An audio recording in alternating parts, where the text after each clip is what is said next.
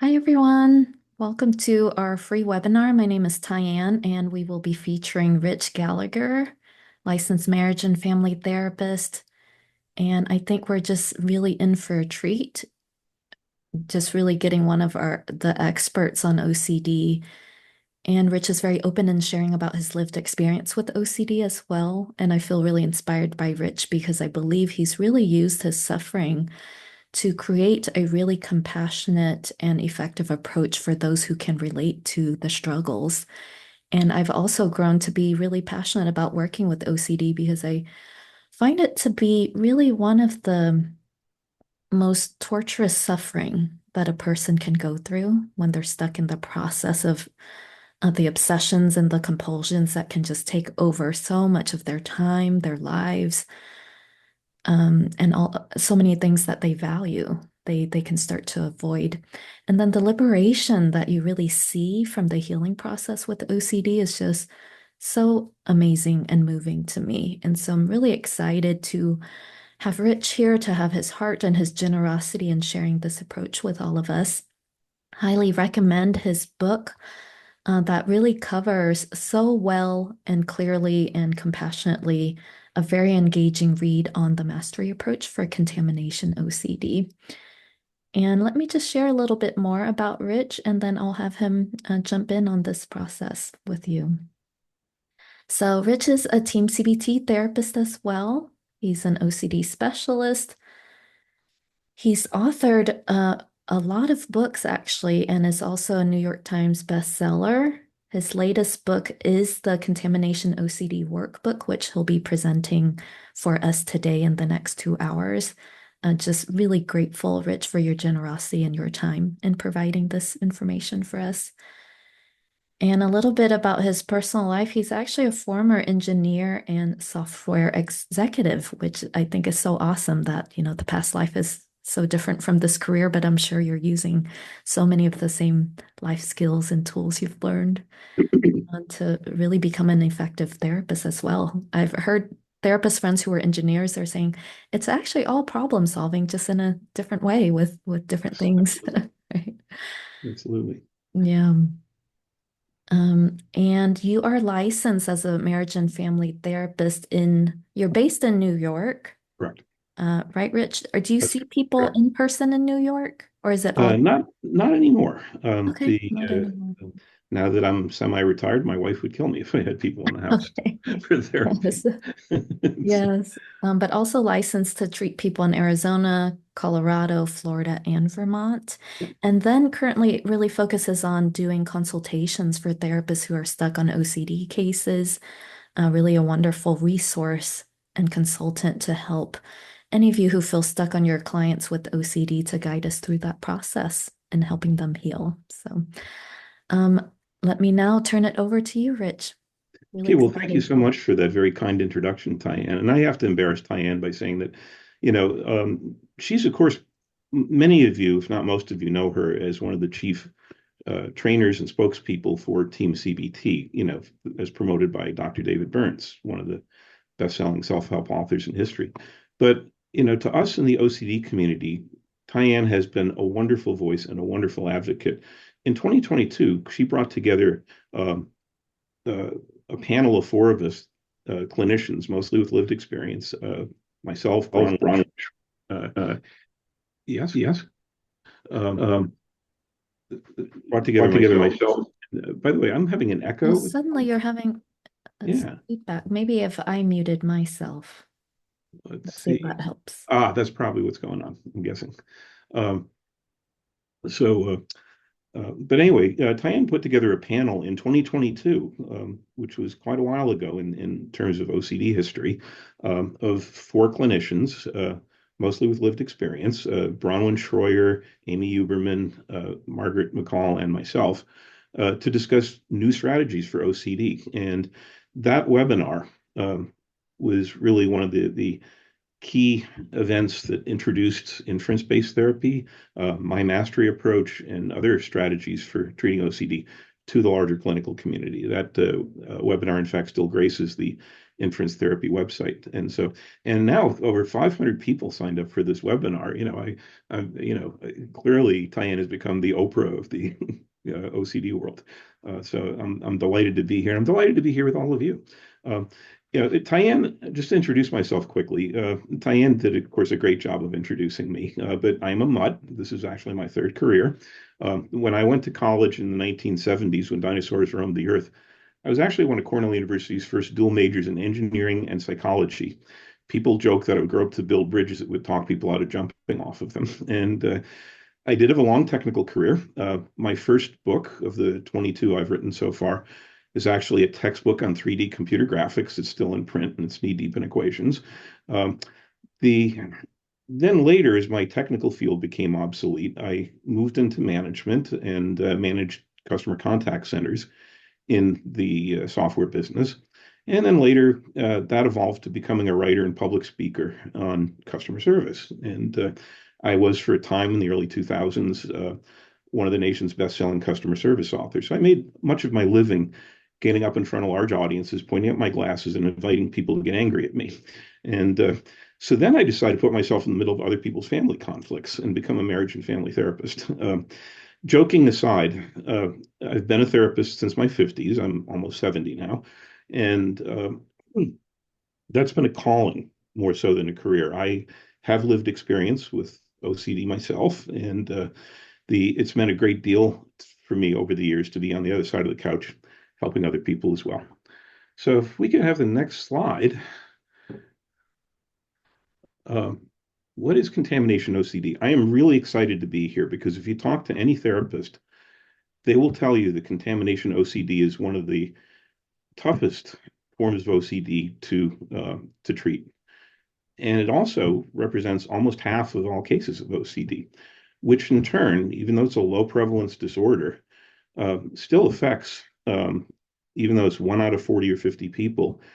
According to the World Health Organization, it's one of the 10th leading causes of disability. And in my college town here in Ithaca, New York, if we took every person in our county with OCD and formed a company, we'd be the second largest employer here next to Cornell University.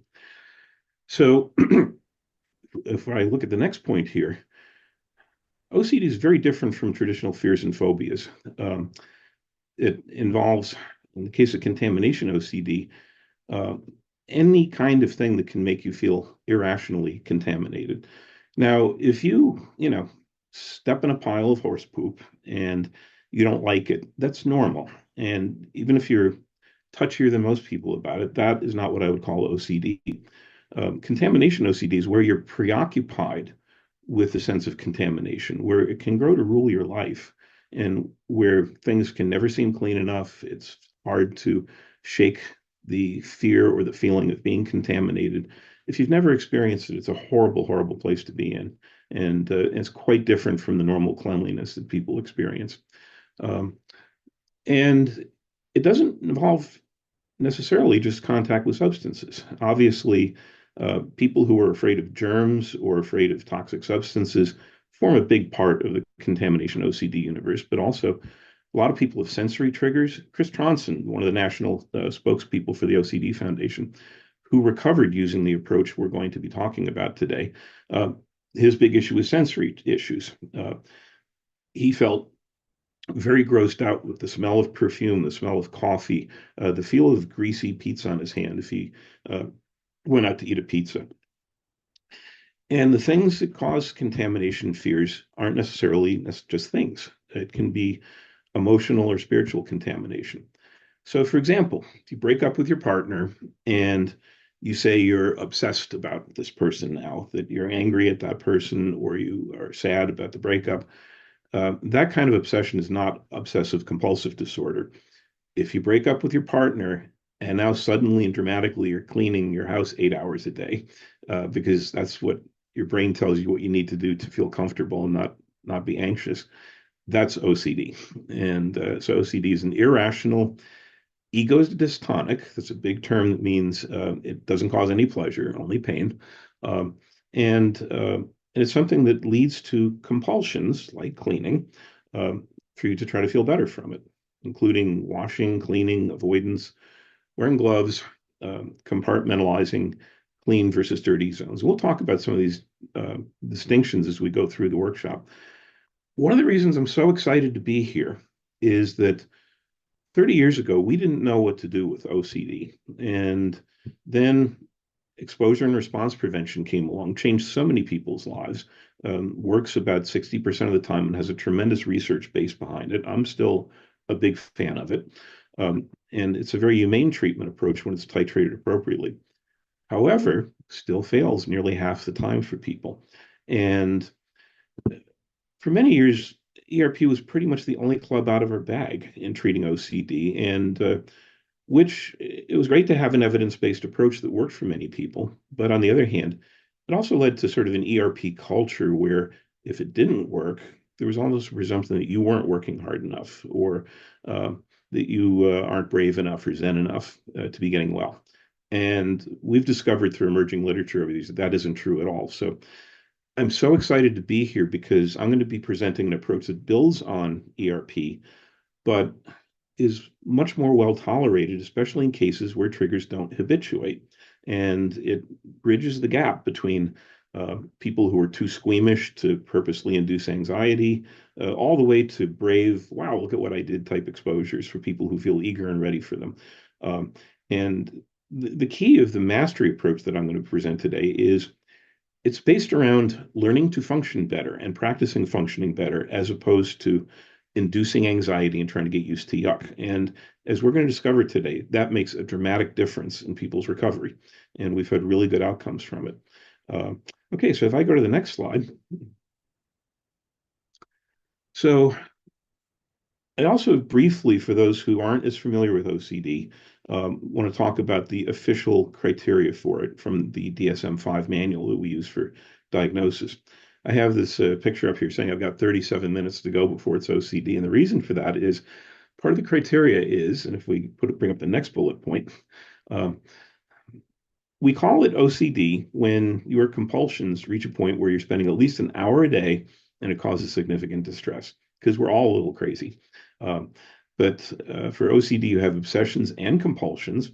The reason we call it obsessive compulsive disorder is because the obsessions are intrusive thoughts. Again, they're ego dystonic, and they lead people to do compulsions, mental or physical, to try to ease the discomfort or ease the distress or anxiety of those obsessive thoughts. So now if I move to the next slide.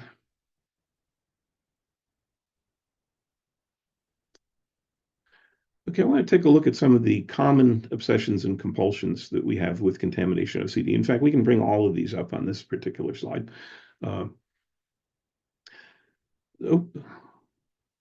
So first of all, in terms of the obsessive thoughts, people mistakenly think that contamination OCD is similar to a phobia of being poisoned or getting sick.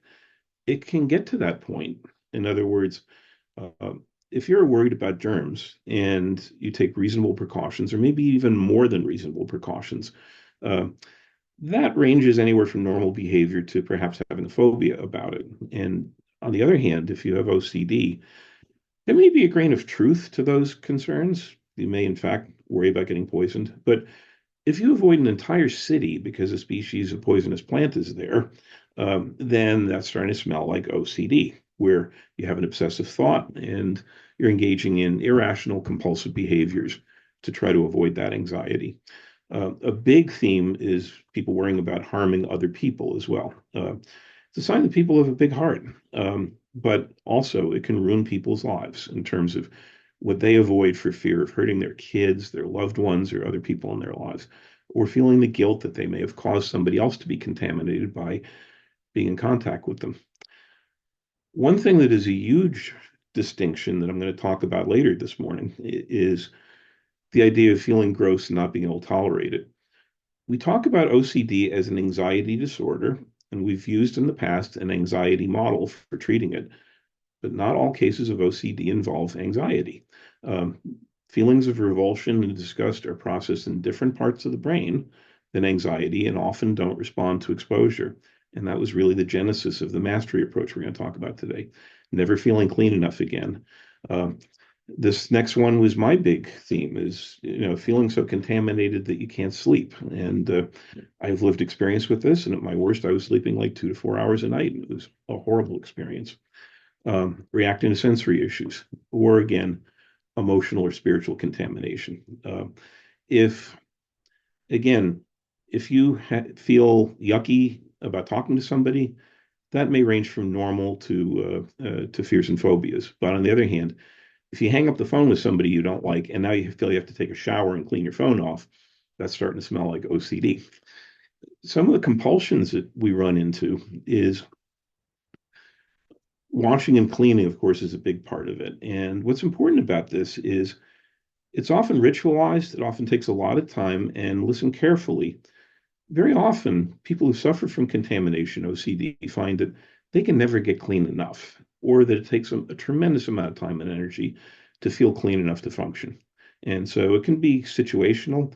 Almost every contamination OCD sufferer has concerns about doing their laundry, bedtime, and taking showers and things like that, and using the bathroom as well. These normal things that are somewhat contaminating for many of us, people have an extreme sense of wanting to be clean so that it doesn't disrupt their lives. Um, Contamination OCD also has a lot of avoidance. And one of the things that I think you're really going to like about the mastery approach we're going to talk about is it's extremely non-shaming. ERP, again, when properly titrated, is a very humane treatment approach when it works, which it doesn't always work. But on the other hand, it often, grew and took root in a culture where therapists were trying to convince the reluctant to do the uncomfortable. And there's often a sense that you're not doing it well enough, you're not doing it enough. Whereas with the mastery approach, it's a very client-directed approach where you're getting used to having more ice cream, more intimacy, more life in your life. And it's very much directed by the client. So, and every single person I have treated for this since publishing this mastery approach has told me that losing the shame over their symptoms has been more than half of their recovery. Uh, some other compulsions include using barriers or accommodations like gloves or boots or whatever. What you're going to discover is that the biggest mortal sin in ERP has always been using what we call safety behaviors. But there's been emerging literature that shows that judicious safety behaviors that let you practice functioning better can really speed up your recovery. And it's based on, again, emerging literature from very legitimate sources like John Abramowitz's group, who was the editor of the Journal of Obsessive Compulsive Disorders, the late Stanley Rockman in Canada, who's wrote an entire book on contamination OCD years ago. So we actually recommend small doses of things that people for many years thought were compulsions. The analogy I'd use when people say, oh, don't ever use a safety behavior, I'm just waiting for some of these people to get a migraine headache so I can say, oh, aspirin's a compulsion. Don't use aspirin. Just get used to the sensations of having the migraine headache. And so we're going to be using similar logic in the mastery approach, where judicious safety behaviors are actually okay. But using barriers and accommodations is often a big feature of the distress that is caused by contamination OCD. Family accommodation is a huge deal for contamination OCD compared to most forms of OCD, in the sense that many sufferers have lots of rules for their family. It's very common for people to make people change from their outside clothes into their inside clothes and take a shower when they get home, for example, if they're living with a sufferer. I have an entire chapter of my new book devoted to me putting on my family therapist hat and talking about how you navigate family accommodation negotiations with people, because that's a huge factor in the quality of life for everybody who lives with a contamination OCD sufferer and the sufferer themselves. Um, and especially for disgust-based fears, which we'll talk about later, the disgust has spatial urgency. What I mean by that is fear-based OCD, like a fear of germs, tends to have time urgency. If you're worried about getting sick, somebody coughs next to you, you need to get away right now and do something about that and clean up so that you don't get sick in your mind. On the other hand, people with disgust-based OCD often find that they can stay dirty for long periods of time if they're in the dirty zone of their life, but their big fear is contaminating the clean zones of their life. So people can, their houses, their lives, their workplaces are divided up into safe and unsafe zones that they go in and out of, and most sufferers' homes are full of hot spots that they don't like to touch that have gotten contaminated over time. Um, and again, it's extremely painful. All of these uh, are symptoms that can grow to control people's lives and take up people's lives. It's not unusual for me to run across people who are washing their hands 200 times a day. It's not unusual for me to hear about people who can't leave their bedroom uh, or can't leave their house or uh, or spend hours and hours a day in cleaning rituals. And so I really just want to get across how much pure unadulterated distress that contamination and OCD causes for the people who suffer from it. Not to denigrate any other form of OCD, they're all terrible, uh, but this one is much more life altering than people imagine. Okay, so I'll go to the next slide. So I want to differentiate between contamination OCDs and other fears that might involve contamination. So in the case of general fears, um, they're learned reactions. So if you were actually made sick by something, and now you develop an avoidance about it. That's a fear and a phobia. And those often can be treated with a simple desensitization model because that's an emotional disorder. That is something that was caused by learned experience. Contamination OCD, with our current state of understanding, is generally understood to be a neurological disorder. In other words, and its form can shapeshift over time as well. Uh, it's I look at it as a function of intelligence because uh, OCD reactions involve your survival instincts. If you look back when we were cave people, people who, when there was a rustle in the bushes and we were cave people, the cave person who said, got eaten. And the person who got really freaked out about it survived. So I find that in the modern day, in 2024, people with OCD are generally very intelligent, very articulate people, often very professionally successful. Um, if you Google Hollywood actors who have OCD, there's a very surprising number of them for a low prevalence disorder, for people who, play heroes on the screen and suffer from compulsions and suffer from OCD. Howie Mandel, the comedian, of course, is one of the more public examples of that, but it affects a lot of really smart people. So first and foremost, understand stupid people don't get OCD. And if you have OCD, it's a sign of your intelligence, and you can leverage that intelligence to get better. That's the one message I want to send everybody away with. So comparing this to general fears, um, general fears can be egocentric. You may take pride in having a clean house, for example. Uh, Contamination OCD sufferers, if you visit their houses, they're generally filthy because cleaning is stressful for them. And there's a big difference between feeling contaminated and being neat, for example. Um, Fears can often be effectively treated with cognitive behavioral therapy. And Tyann, of course, is the queen of Team CBT, which was a wonderful approach to treating these things.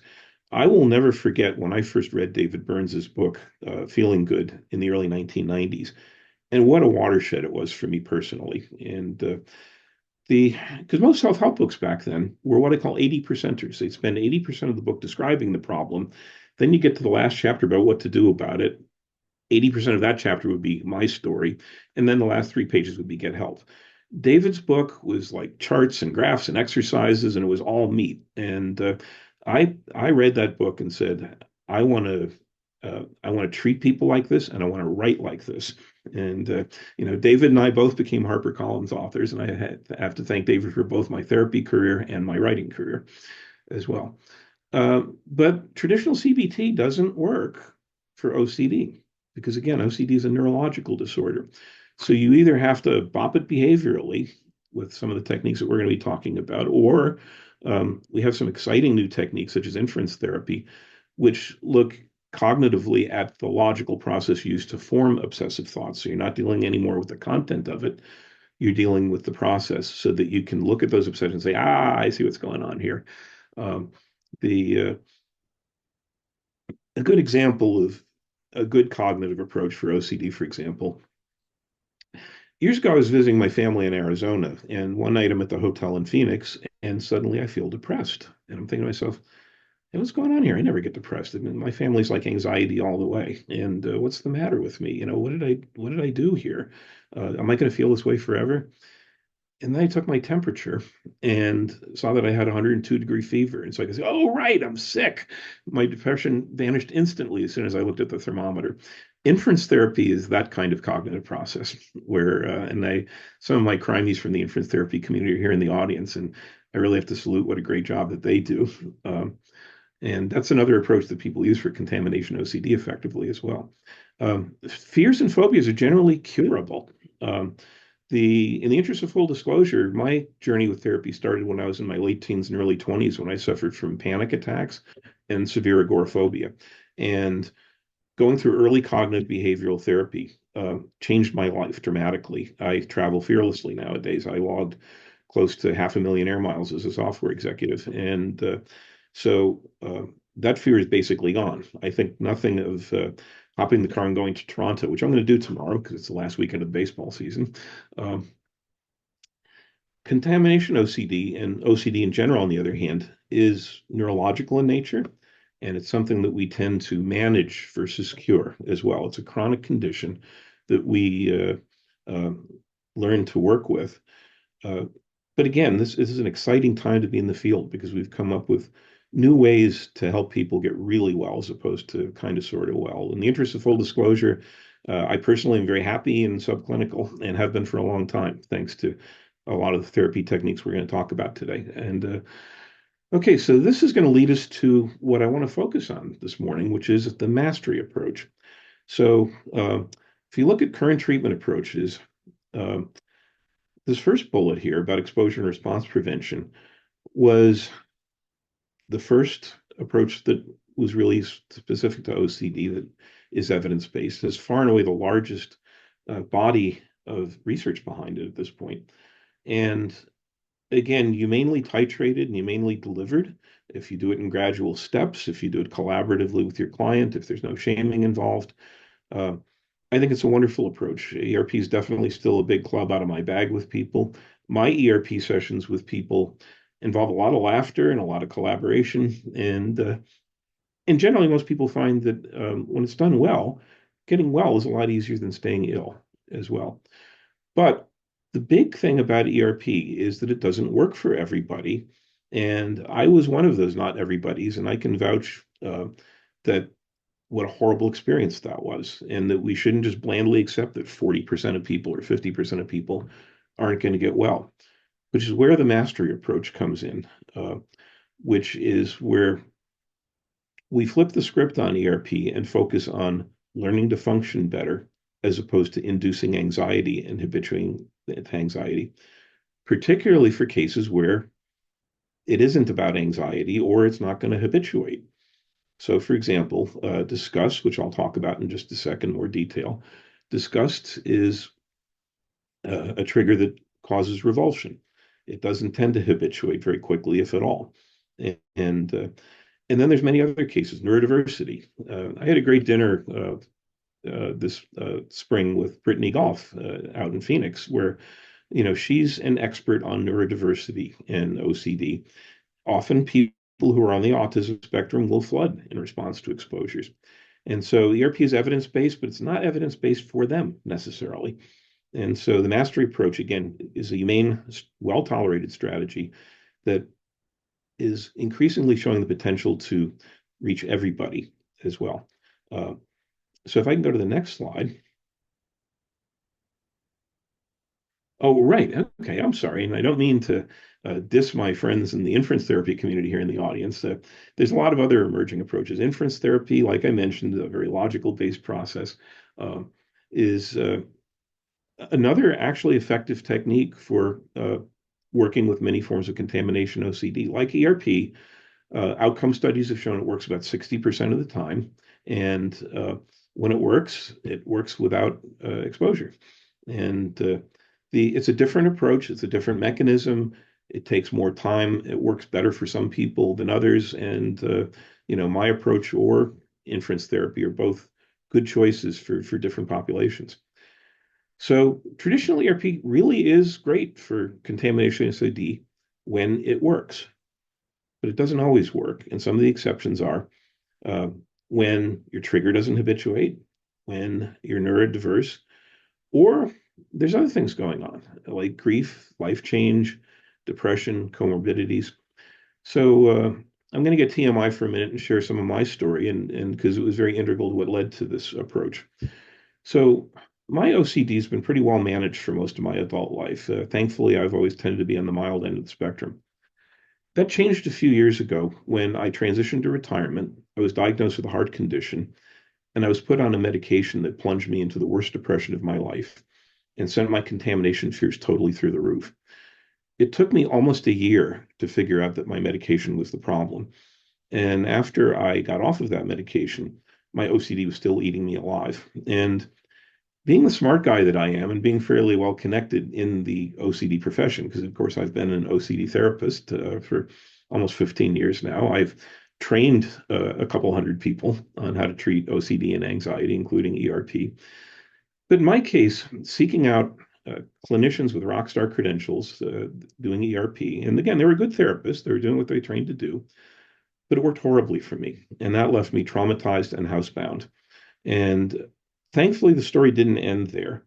I eventually hooked up with a brilliant clinician, Katrina Blomquist, who is one of the senior clinicians at Cornell University and now is part of a group practice called the Mindwell Center. Her ERP chops are fantastic. She's very knowledgeable and did a lot of her doctoral work on really understanding ERP. But unlike a lot of other therapists, she listened to what was and wasn't working for me.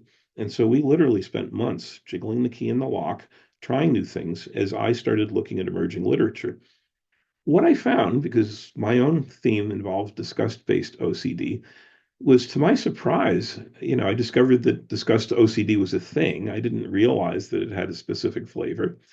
And I also uh, didn't realize that there was a wealth of emerging literature that showed that disgust triggers often didn't habituate. Domenico Ludwig in Australia in 2015 did a encyclopedic meta-analysis of all the studies that have been done of ERP and disgust and found that it wasn't very effective and that the results weren't terribly durable. So there was a wealth of papers out there, and they all ended with the same conclusion. Golly, we need to study this more, which was really frustrating for me because I wanted to get well. And so in the in just a couple of minutes, I'll share how I got well because it was a happy accident, which turned out to have literature support. And that's what ultimately led to the NASTRY approach. But first, let me digress for just a minute and talk about disgust triggers versus fear triggers. So, fear-based triggers involve a fear of consequences. In other words, you're worried that you're going to get sick or get somebody else sick or harm somebody. Uh, Disgust, on the other hand, isn't a matter of worrying about consequences. It's a matter of not feeling clean enough, and specifically, a fear that you will never feel clean enough. So, the word disgust comes from the French term dégoût, which is a uh, lack of taste. And the word comes from our gustatory reflex, which is for what we taste. And I would extend that to other senses such as smell and touch. And those triggers can be physical, emotional, or even spiritual as well, which is ironically how my disgust contamination fear started decades ago. The one thing I'm going to say about disgust-based triggers is that they take place in a different part of the brain. It was a life-changing discovery for me that the reason that ERP wasn't working for me wasn't because I wasn't brave enough. In fact, I was quite brave in doing exposures, but they would fail me. I would do an exposure, I would touch something contaminated, I wouldn't clean up afterwards. I'd try to sit with it and live with it. Predictably, after a couple hours, the anxiety would drop off. The anxiety would go away. So, in that sense, ERP actually worked. But my sense of revulsion did not go away. In fact, I was cross contaminating everything in my life and getting more and more closed in. And I could not figure out why that wasn't working.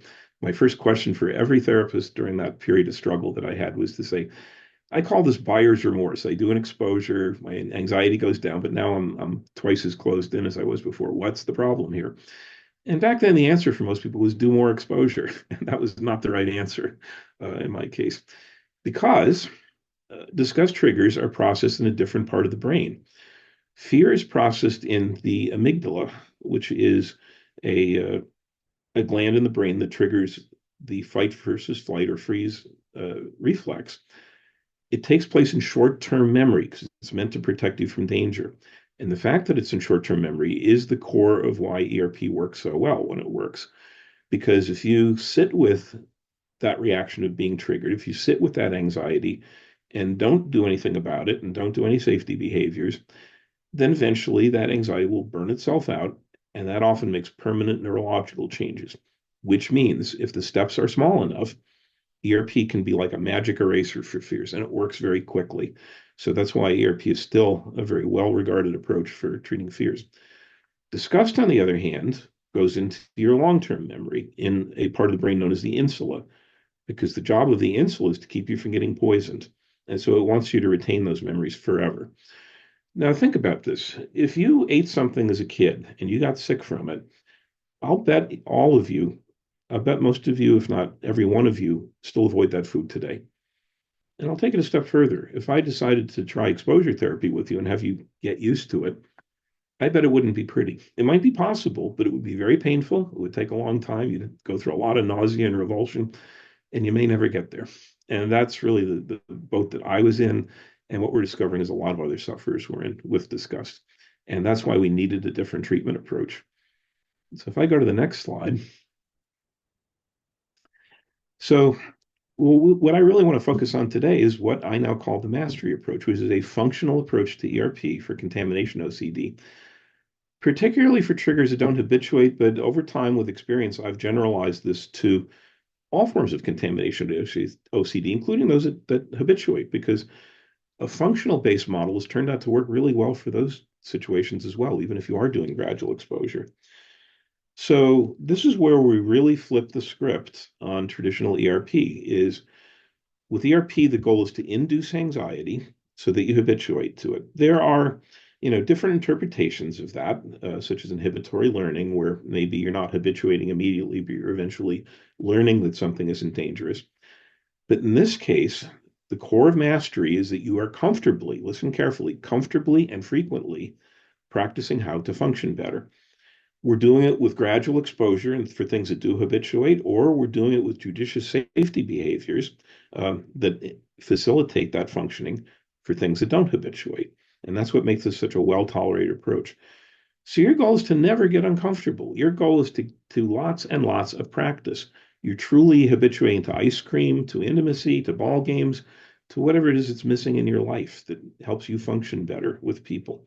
And so instead of just getting used to yuck, you're getting used to life. It's very self-motivating as a result of that. Um, and it's still at the case study stage. I have a case study paper from one of my patients who recovered from severe to subclinical in just 7 sessions. That's currently in final review with a major journal. So stay tuned for that. But so I want to talk a little bit about where mastery comes from. First of all, it still builds on the base of ERP. Getting over any fear or avoidance still eventually involves doing more of what you're not doing. But we're shifting the focus from the trigger to the things that you want to be doing, to the functioning. I'll give you a quick example of mastery. Let's say you're a new mother, you've just had your first child, and you're disgusted by poop. The thought of coming in contact with poop is just overwhelming for you. But now, of course, you've got this baby who's a poop machine. Early books on treating OCD, I won't name names, but one of the major books that came out 20 years ago literally suggested smearing some poop on your leg and getting used to it. I will never have a client do that in my world. But so the key was getting used to the trigger. In the case of disgust, the answer was to do more exposure until you eventually get used to it. And if you didn't, well, that's some kind of character flaw for you. I'm exaggerating here, of course, but that was often the prevailing ethos that sometimes people found behind closed doors in practice. So on the other hand, let's say that I collaborate with this mother and have her use a judicious safety behavior. So we have her wear gloves and change her baby a lot. And now she feels comfortable and safe doing that because she's got the gloves on. And, food service gloves that go halfway up your arm are like a penny a piece. And so much cheaper than therapy. So if she does that for a month, I can guarantee that changing the baby isn't going to seem as scary a month later. The occasional errant bit of poop isn't going to seem as frightening. She may never habituate to poop. She may never get comfortable with being physically in contact with it, but she's going to be functioning better. And she's going to be getting all of those benefits right up front as she learns to gradually pull back on the safety behaviors and lose her shame and learn to function better. So now I'll get back to my TMI stories. Here's how I first got well was, and I'd love to say this came from years of academic research, but it was a total accident. What happened was, I had a 30-foot motorhome in my driveway, and one summer it got infested with yellow jackets and the air conditioner that was on top of it. And so we had a technician bravely bomb the air conditioner with cans and cans of insecticide and then rinsed it off, not knowing that the yellow jackets had eaten through the ceiling of the RV and it flooded my RV with insecticide. And given the state I was in, I was basically housebound at this point and not doing well at all. I couldn't get near that RV for months. So if you know anything about recreational vehicles, they have to be winterized, which is that um, before it becomes winter, because RVs have cheap plastic piping, you have to drain all the water out of them. You have to run chemicals through the lines. You have to go into the RV to do all of this. And so I had to do that or knew that I would ruin the RV. So with Katrina's blessings, I did something that was in desperation, a complete no-no for ERP, which is I used a bunch of safety behaviors. I wore some ratty clothes I was never going to wear again. I wore a space suit of boots and gloves and masks. It was horrible. It was like World War III going in there. I didn't habituate to anything, but I did get the job done. So here's where the heavens opened up for me. Was I uh, what I did was 2 weeks later I had to go back in to clean up from the winterization, and I used the same safety behaviors, and I discovered something amazing. I was no more comfortable with insecticide. I'm still no more comfortable with insecticide than I ever was, um, because these are fairly persistent triggers. But I discovered that if I was using the safety behaviors, I was okay being in the RV. And I thought, this is fascinating. So I started doing more of that. Remember, I was basically housebound at this point. So now suddenly I'm driving the RV around, I'm getting it fixed. And with enough practice with that, now I'm going shopping, I'm doing things. And I started to get well fairly quickly, knowing that I could use judicious safety behaviors to stick myself in situations that I've been avoiding. So 3 months after that, we decided to move to Arizona for the winter. So now suddenly here I am hiking Sabino Canyon every day and, eating quesadillas and going to baseball games. And it was just, and hang out with my family out there in Arizona. So for me, getting well was fun. It was getting used to life, not getting used to yuck as well. And then a few months after that, I went to Europe. I'm a Czech citizen, actually, by descent, despite my Irish surname. I visited my homeland for the first time, and I had a fantastic time out there. And I discovered that I like being in Europe a whole bunch better than I like being stuck in my bedroom. And so we later discovered that there was literature support for this emerging. I've got a couple of references listed for a couple of the outcome studies that showed that judicious safety behaviors actually enhance recovery and don't turn into compulsions. The belief was always that safety behaviors were like giving booze to an alcoholic, that they would lead to people getting trapped in a rat's nest of compulsions. And but the real answer is that safety behaviors, when they're used judiciously, are like crutches. Um, they allow you to walk without being in tremendous pain or injuring yourself. And so my watchword is that I worry about things becoming compulsions when they start becoming compulsions. And I'll talk a little later about good versus bad safety behaviors. So the one last point I wanted to make from that last slide is that so there's kind of a comic twist to how this became a very popular approach. So after I got well, and I got well fairly quickly once I seized on this approach, I wrote up a blog years ago and proposed a new treatment protocol for disgust-based OCD. And we have this big group on Facebook of about 3 or 4 thousand therapists who treat OCD. And so I posted it there for everybody and got polite applause. So a year and a half later, fast forward, Chris Tronson, the one of two national spokespeople for the Obsessive Compulsive Foundation, posted in our group saying, "Who's this Rich Gallagher guy? I found this blog, and this was finally the key to helping me recover." And the so after that, uh, And remember, I'm the semi-retired Yock in upstate New York. Suddenly, it was the lead clinical article in last spring's IOCDF newsletter. I was on every podcast. Chris and I and Bronwyn Schroyer, another brilliant therapist and one of the queens of inference therapy training, uh, all three of us recovered using this approach and recovered very well. We did a panel session at last fall's national online OCD conference. It was one of the most attended sessions at the conference. We had almost 500 people there, and it's finally being bested by Tyann's audience here for this workshop. And really, the heavens opened up once this started getting promoted and publicized by the IOCDF, because literally every week I get phone calls or emails from people telling me that they finally feel heard, that they finally see a way out from their contamination OCD. They've been hospitalized and it's failed them. And so it's just been a marvelous experience to see something catch on with people. This approach is now in use at many of the major OCD treatment centers in the United States and is also starting to make inroads into some of the inpatient facilities. The it's been a long process in general for new approaches to OCD. This is why I'm such a fan of Tyann's advocacy and what she's done for us in our profession, because the mindset in a higher level of care facility who handle some of the very worst cases is they only want to use evidence-based approaches that have been proven by years of research and random control trials and things like that. I'm not a research institute. I'm a Yock in the middle of upstate New York. And so I'm so gratified to see that, especially thanks to the advocacy of the lived experience community, and especially towards no longer blandly accepting that 40 or 50% of us are not going to get well.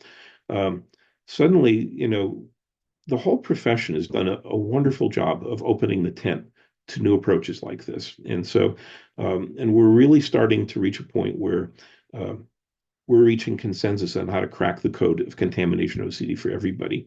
I want to make one last point before I move on from this slide, and that's that I personally don't have a goal in my life of becoming the guru of mastery.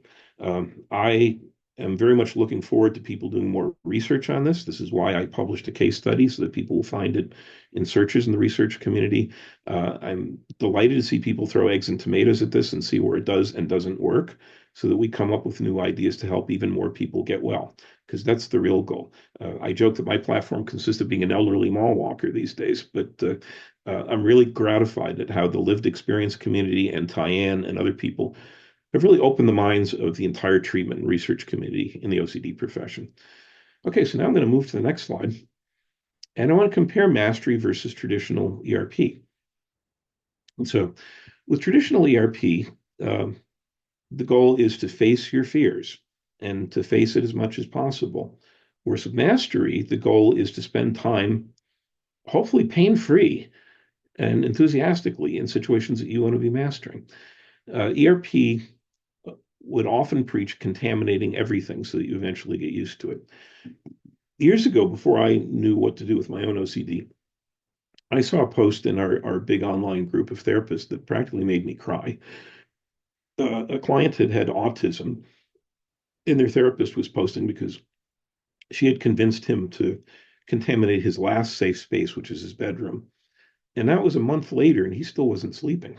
And she was wondering what to do. And everyone was posting, say, "Oh, do more exposure. Boy, these IOP cases are tough." Um, and, you know, after having been in that boat myself and knowing what a horrible place that is to be, uh, the I'll word this carefully.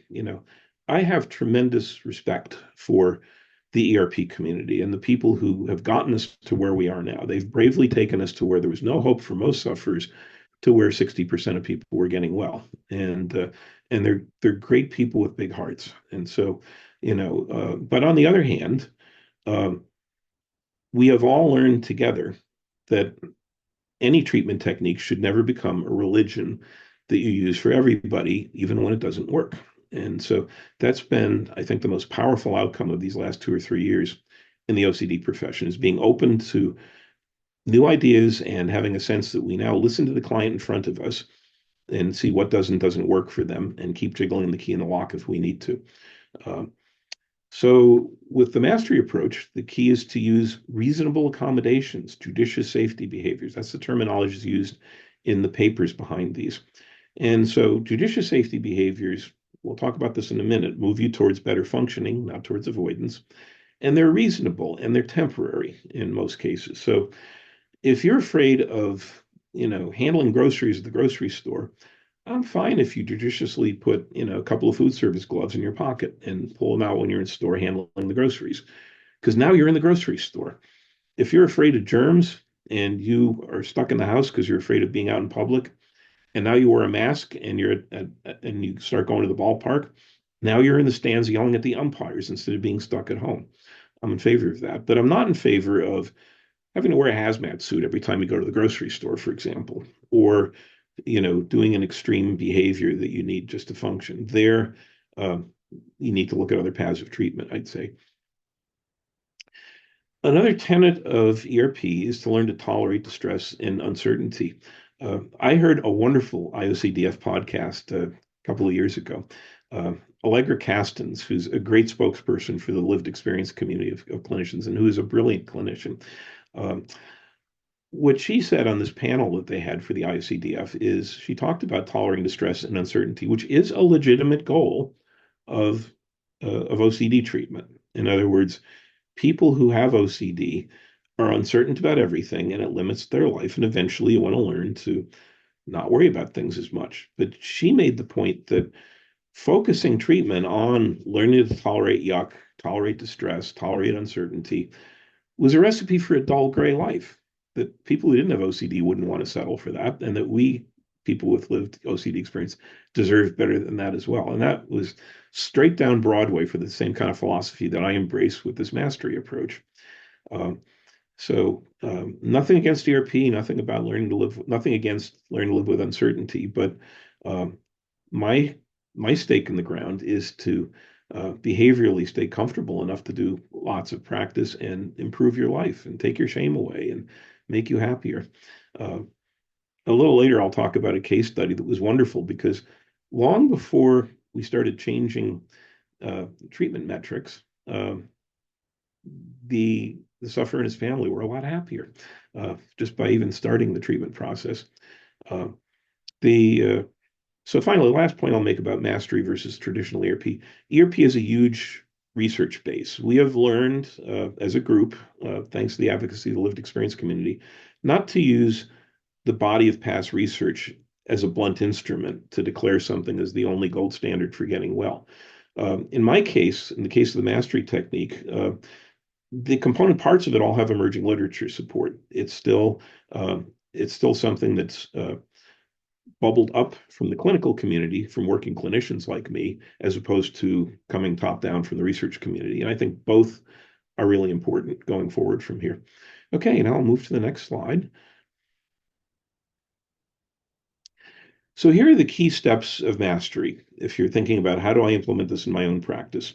Um, and I want to hit each of these in detail so that you come away understanding the basics of how you incorporate that, especially if you're an existing ERP therapist, because this, I think, is an easy change from where you're currently at as an OCD therapist. It just requires a few tweaks in perspective and a few tweaks in treatment planning. And those steps are setting functional goals, creating a practice strategy, and log in tracking your behaviors. Which of these is most important? Every single one of these. Each of these three steps has a big influence on how successful the mastery approach is. So now if I move on to the first one. So for setting functional goals, let's say you're afraid of chemicals. Is your job to get used to being around chemicals? Right? Wrong. Your goal is to function better in ways that you're not functioning. And so here in this process, if you're a traditional ERP therapist, you may, if you follow a habituation model approach, you may start creating a hierarchy of what situations cause distress for people and rate them on a scale of 0 to 100. And they're all yucky things. And you have people choose a spot where they're comfortable trying to practice inducing at least some anxiety and getting used to it. I'm not bashing that. That's a good treatment protocol if it works. And the thing I like about it is if it works, then often by the third session or so, clients know if they're going to get better with this approach, and it works.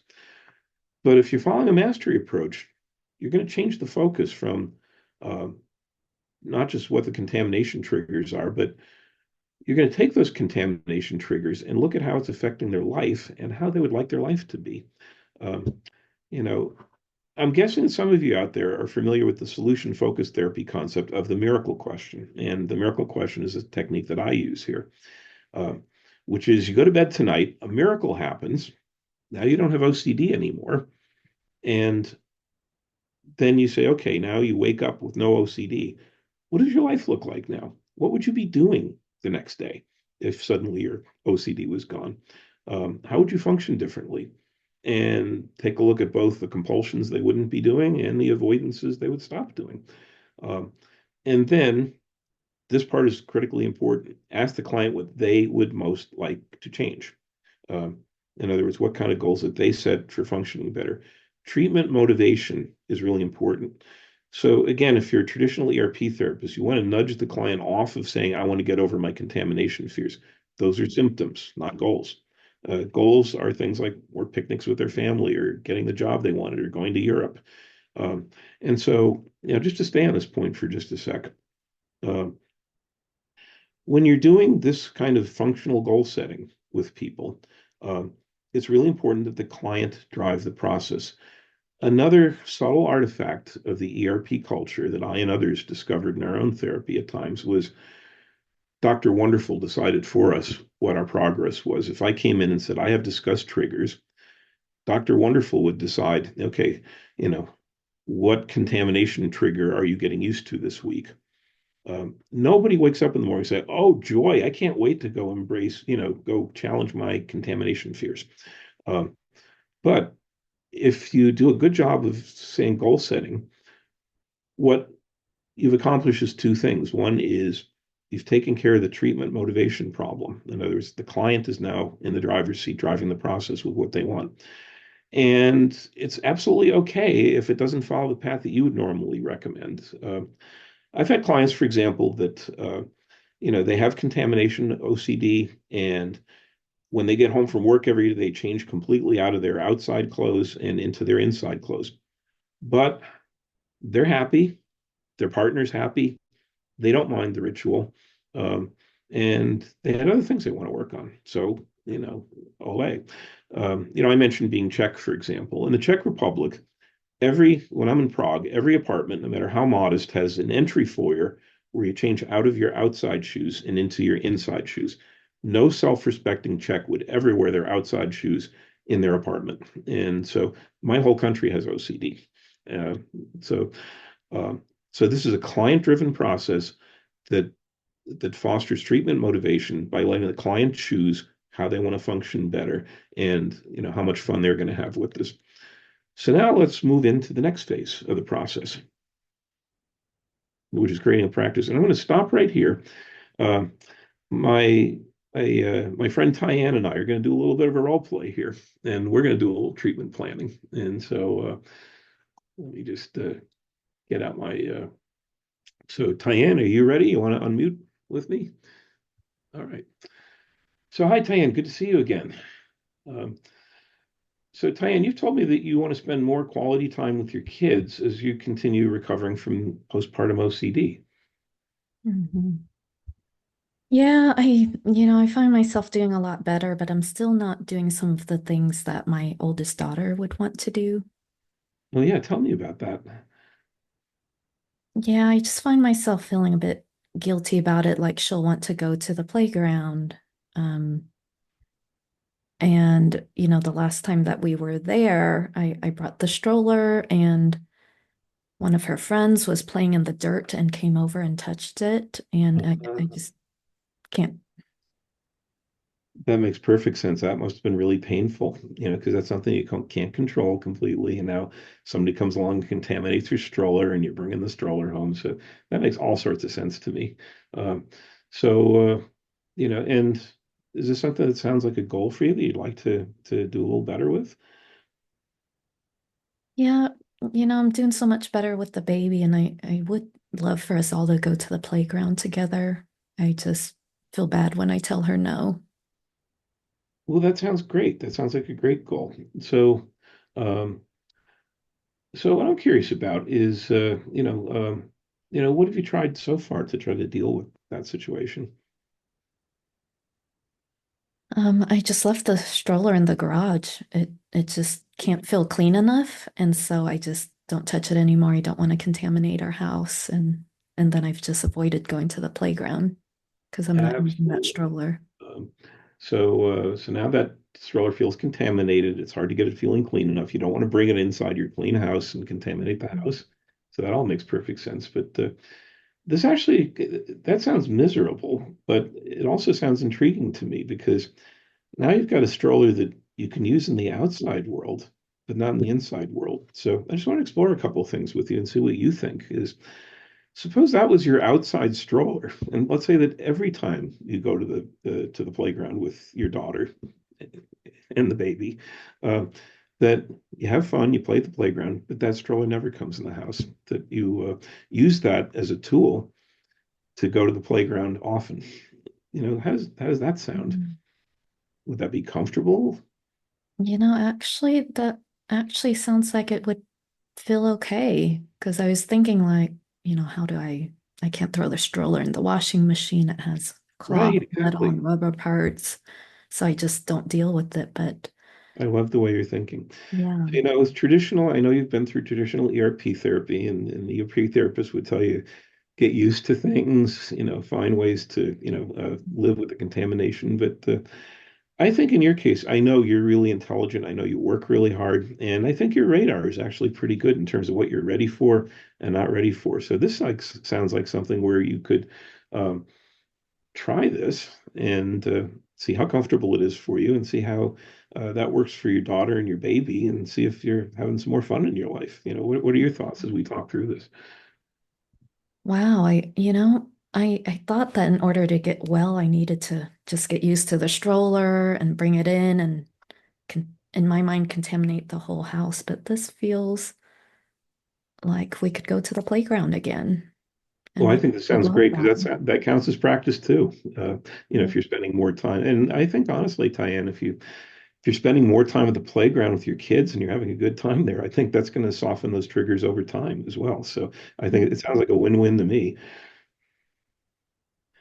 Yeah, I think I'm ready to try that. Right, that sounds great. So, okay, I'm going to jump out of role play now. So, Tyann, how did that feel as we talked through this?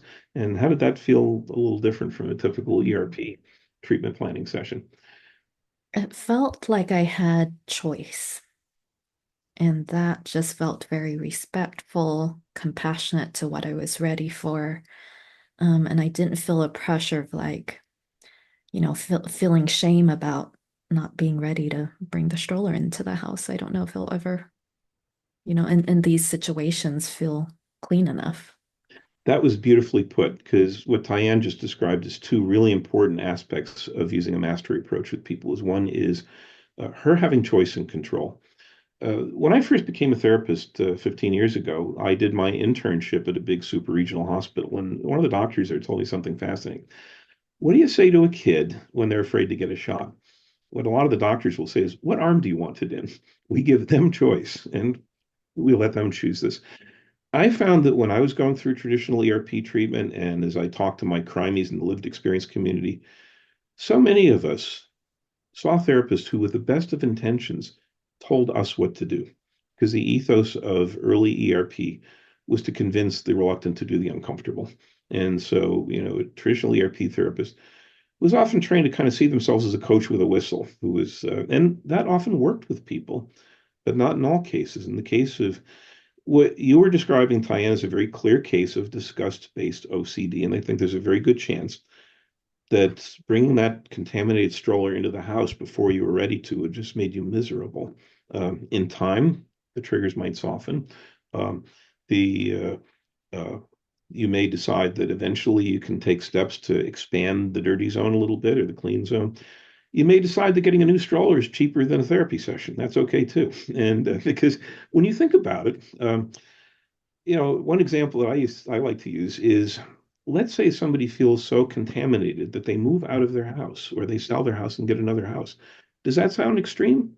Maybe a little, but think about this. Think about people, whose partner suddenly died in the house, for example, and there's just a lot of bad memories there. No one would bat an eyelash at them doing that. How many people remodel their kitchens because they would like a nice clean kitchen compared to the grubby kitchen that they have? So the mastery approach honors the client's judgment of what's normal life for them and what's a good life for them as well, and doesn't shame people for choices that the doctor decides what they're doing. And the other thing about it is that in addition to giving people choice and taking the shame out of the equation, it's also um, making everybody happier. And that's kind of the goal of what we're looking for. And so part of your job as a therapist using the mastery approach is to try to nudge your client away from the sense of duty that they have to get used to things that are yucky and nudge them towards ways that they're going to find ways to collaboratively have more life and more of a good life in their life. So this is a great role play. Thank you so much. Yes, thank you so much, Rich. I will Okay. screen share your presentation again. Okay. Sounds great. And just so everyone is aware, we do have a Q&A section at the end for the last 20 minutes, and I'm just saving some of the questions for Rich at the end. That sounds great. And if Tanya wants to interrupt me with anything really important, that's cool too. So people interrupt me all the time. Mhm. But yes, we are going to try to save time for that. And okay, um, so now if I break this down into a protocol that you can use if you're using a mastery approach, the focus is going to be on what we call readiness. And I think readiness is a core concept in mastery, which is uh, instead of doing something that you're going to bravely attempt, your job is to have clients take steps that they feel ready for. I'll give you a quick example of readiness. Some of you may be familiar with Nick Wallenda, the tightrope walker, for example. He walked on a tightrope across Niagara Falls, and he described how he prepared for that. He wasn't frightened when he did this. He was ready because he practiced for months on a wire that was 2 feet off the ground, like like the mastery approach. And he had wind machines and water cannons that would simulate rain and wind and all the conditions that he might encounter. He trained himself to where he could hang on to the tightrope for up to 20 minutes if he slipped and fell. He wore a harness so that he wouldn't fall to his death. He had a team at the helicopter that could come pick him up in 90 seconds if needed. So when he did that walk, he wasn't frightened, he wasn't scared, he was ready. The core of readiness is a step that the client feels that they're ready for, that they think is going to go well if they do it. So this is something that you're going to try to prevent them white knuckling their way through exposures because they want to be brave, because you want them to knock it out of the park. This harks back to a strategy I've always used as an ERP therapist, which is when I had people create traditional hierarchies of yucky things to get used to, and I'd say, pick a place that you think you could try as an exposure this week, and they'd pick something, and I would always say, no, make it easier than that, because I want you to knock it out of the park. I don't want you to take a level 40 of anxiety out of 100 and hope that you can master it. I want you to choose something that's a 10 or a 15 or a 5 and knock it out of the park. I want you to get that sucker down to 0. And that approach worked very well. In 2018, I published a poster at the 2018 OCD conference about using that language and how I had a 90% treatment response rate with my ERP, compared to, the 60% that we normally saw in the literature. And so readiness is really a core concept of your treatment planning here. So you have a variety of strategies you can use here. You can either take very small steps, and here you want to keep a close eye on whether those triggers habituate or not. So, it's okay to try a very small step that isn't too harmful for the client and see if they do get that sucker to 0 and see if it does work. If they do, that's a good strategy. And here you can go right down Broadway with traditional ERP as part of the mastery approach. And even with brave, wow, look at what I did that exposures when people are eager and ready for it. Uh, for triggers that habituate, mastery looks a lot like traditional ERP, except we're practicing better functioning, not just getting used to yuck. But for those triggers that don't habituate, or people that are too squeamish, or people who are neurodiverse, or going through grief or life change or depression, and they're not ready to do exposure, then that's where we start looking at reasonable accommodations and judicious safety behaviors so that they're making progress and so that they're making progress living a better life. So now I'll move to the next part of the progress or of the process, which is logging and tracking your behaviors. This kind of seems like, sort of a bland paperwork step. It's actually really, really important for treatment motivation. And the reason is one thing that you probably already discover if you're an ERP therapist, and you will definitely discover if you're a mastery method therapist. I hate to use that term because, again, I'm not trying to be the guru of mastery. But if you're using a mastery approach, I guarantee you, you will discover that clients will discount their gains. So, in other words, let's say somebody is functioning 20% better than they were a month ago, which is huge progress, by the way, for people. And it's also a sign that they're on a good trajectory. But what they're going to tell themselves and what they're going to tell you in the therapy room is they're going to say, oh, but that wasn't so hard after all. But look at all the stuff I still can't do. So, uh, if I go to the next bullet point here, what's important about log and tracking is that this gives people evidence in black and white of the trajectory that they're on and how far that they've come and how that this is a normal reaction that they're going to experience no matter how far they go, and helps you observe what doesn't work and pace the client. And this log then becomes a map for how to best make progress. I'll share another interesting artifact of the logging and tracking process, which is, and this is again where the mastery approach, shakes hands with the approach of doing strong exposures when people are eager and ready for them.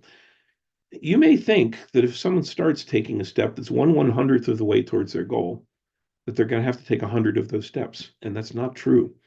Sometimes a switch flips and people suddenly feel ready uh, to do a lot more because they've seen what can work, and now it's suddenly starting to make some neurological changes for them.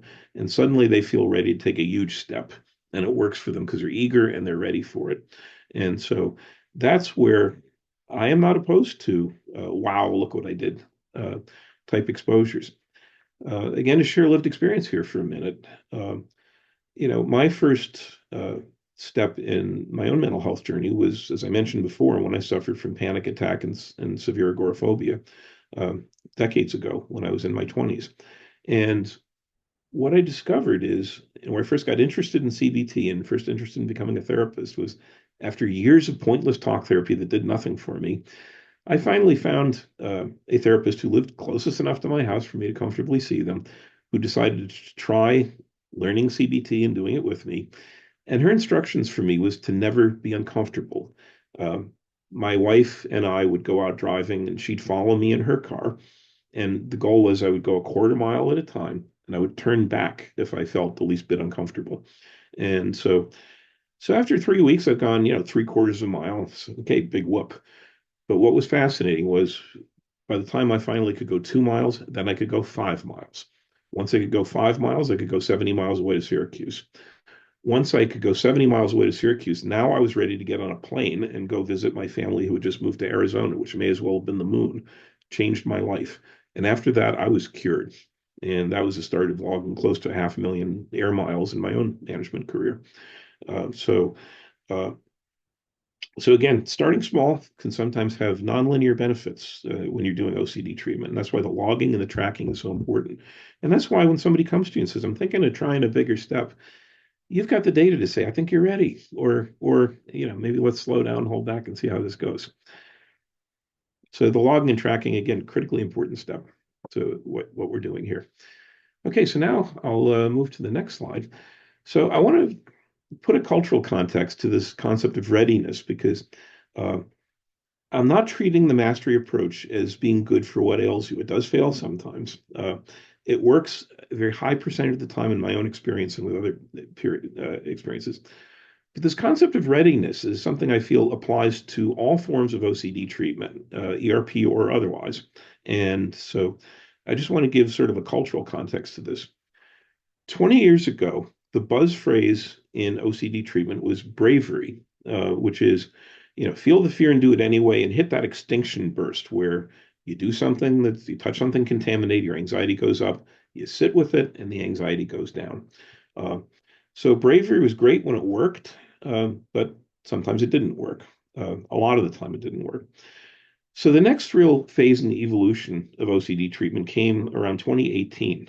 There was a watershed presentation at the OCD conference that year from Michael Tuhig of using ACT and acceptance and commitment therapy, which is a therapy approach that pivots around understanding your values and following those values. So instead of just trying to get used to yucky things, the big buzz phrase that came out of that joint session between Michael Tuhig and John Abramowitz was integrating ERP and ACT, was willingness, the idea that you learn what your real values are and you take something that you value enough that you're willing to undergo the distress of exposure. Um, and willingness also works well, except when it doesn't work because the triggers don't habituate or because your bravery has gotten ahead of your readiness to do it. So if I decide, all right, I'm going to do this even if it kills me because I want to get better from this, that can backfire on people if you end up freaking yourself out, if it doesn't work well for you. So now readiness is a principle where the client chooses steps where they feel they're ready for it. In other words, they have a pretty good idea that it's going to work for them. So my mantra is start in your comfort zone, stay in your comfort zone, and see where you can take your comfort zone week to week. If you're a dyed-in-the-wool ERP therapist, I wouldn't be surprised if you're saying to yourself, well, isn't this just a free pass to do nothing or just do piddling little exposures?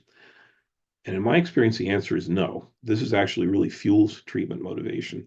Because when people experience lots of success and they're driving the process and they're making the choices, like Tyann did in that role play, uh, that is tremendously motivating on that joyful path to recovery.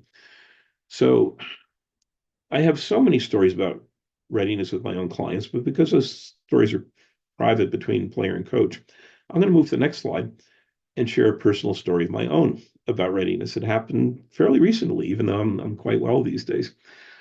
So you see this picture here. So what is this toilet bowl doing sitting in a shower?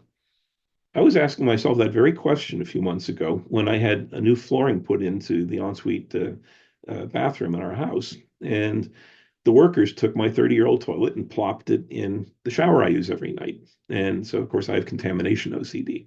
Ugh.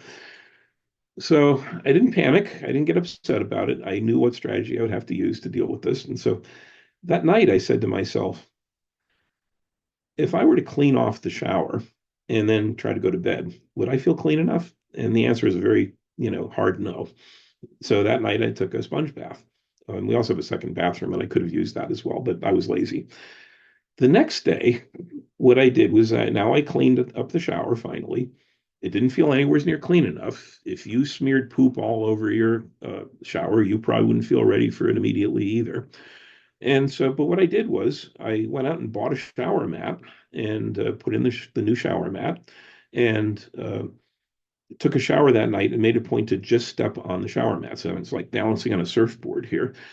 But I showered comfortably, I slept comfortably, and it was great. So then I would lather, rinse, and repeat, literally and figuratively, the next 2 or 3 nights. And so what I discovered is 3 nights later, it's not a big deal for me if my foot steps off the shower mat and steps in the shower. And then maybe a week and a half later, the shower felt fine. So here's what's important about readiness. Did I habituate to anxiety? No, I experienced no anxiety whatsoever. Did I engage in inhibitory learning where I varied my exposures? No, I didn't engage any distress whatsoever in this. I got well. I got used to using my shower again because I spent lots of time in my shower comfortably. And that's the key of using a readiness model. Now, I want to compare this to a willingness model because I have a good example of that as well.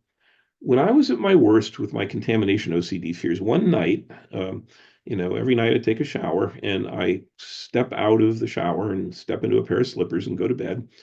So what happened was the slipper fell off my feet and I ended up stepping on the floor right in front of our cat's litter pan. Um, Ask me how much I love cats, by the way.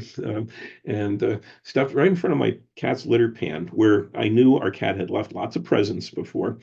And I felt nowhere near clean enough to go to bed. So what I said to myself is, I am sick of this OCD. I'm going to fight this time. I am going to just wash my foot off once. I'm going to go to bed. If I don't sleep, so be it. Bring it on. So after about 4 or 5 nights of not sleeping well at all, I finally gave in and did my usual compulsions and got back to normal. So when bravery doesn't work, the result is often a setback. When willingness doesn't work, the result is often white knuckling your way through exposure. But when you use a readiness approach, readiness is the path out of the jungle for many, if not most people. Okay, so I'll move on to the next slide. And I want to talk about this idea of good versus bad safety behaviors because once in a great while, I have the ability to read minds. And if I can read your minds, some of you ERP therapists were, when I was discussing using judicious safety behaviors, were going, isn't that a compulsion? And I wanted to spend a little time talking about the distinction between good versus bad safety behaviors, because that distinction is crucial to recovery from contamination OCD, in my view. Um, when you just simply rip the Band-Aid off and confront yourselves with triggers that may not habituate or you may not be ready for, often the result is that you're in that unlucky 40% that isn't getting well. And that's a horrible place to be in. Uh, so safety behaviors and the terminology is used in the literature that supports this approach is judicious safety behaviors, which means they're often time limited, they're reasonable, and they always create better functioning instead of avoidance. So let's say you're afraid of handling groceries at the grocery store. Like I mentioned before, a good safety behavior would be tuck a couple of food service gloves in your pocket and use those gloves while you're doing your shopping, and then take them off again when you drive home with your food. And I wouldn't have a problem with that at all. And I'm not going to worry about whether that's going to lead to compulsions unless I see it leading to more compulsions, which usually is not the case. Um, they serve exactly the same purpose as a crutch, which allows you to walk without injuring yourself or being in tremendous pain, and they move you towards functioning better. Now, by comparison, a bad safety behavior would be if I'm using Instacart to have my food delivered from the grocery store so I don't have to go to the grocery store. That moves me towards avoidance, not towards functioning better. So I wouldn't be supporting that as a therapist. But within limits, judicious safety behaviors give you all the goodies up front of functioning better in return for buying you time to have these triggers soften over a longer period of time and to have better functioning soften over a long period of time so that you're now functioning better, so that you're now experiencing more life, more joy, more intimacy with people, more things that you enjoy doing, building your dignity back. And so this differentiation between good versus bad safety behaviors, aside from readiness, is the other core of the mastery process. Okay, so I'll move to the next slide here. So some of the pros and cons of mastery. Again, I'm not setting out to be a guru of mastery. This is an idea that's been a very good idea, and I hope is going to be a base for further dialogue in this profession as to how we really treat sticky OCD problems and how we listen to what's happening for our clients. So the pros are this is very well tolerated. It's client driven. It's helping people to function better. Our goal is to be comfortable and not to be uncomfortable. And part of your role as a therapist using mastery is to make sure that your client isn't over challenging themselves. The functional gains and the goodies happen up front in treatment, and that's a very important point. And it's created for rapid functional gains. The one thing that was a big surprise is, again, getting TMI for a minute, I was in a really dark place when I had my relapse. I spent over 2 years in a severe depression and severely functionally limited. At my worst, I was sleeping 2 to 4 hours a night. And I spent my entire waking hours shuttling between the two chairs in my house that felt uncontaminated enough to sleep in. And it was like living in hell. And, but once I discovered a strategy that worked, I got well surprisingly quickly and from a very bad place. And I see this happening over and over with my own patients. And I hear the same stories over and over with other clinicians that have been trying it. Uh, there are some drawbacks to it. Not every case is a case that you can just simply put a glove on. Um, Sometimes people are in situations where they have no control over the contamination in the situation, and they have no means of making themselves comfortable, and they have nothing good to practice on. That treatment planning phase that Taya and I did the role play about always will involve some jiggling the key in the lock to find a practice strategy that works, and not all cases lend themselves to a practice strategy. There are other treatment approaches. Inference-based therapy is a great cognitive strategy. Amanda Petrick Gardner has made some incredible videos on TikTok of how she has gotten over her disgust fears completely through ICBT, for example. So again, I don't want any method, including this one, to turn into a religion for anybody. It doesn't always work.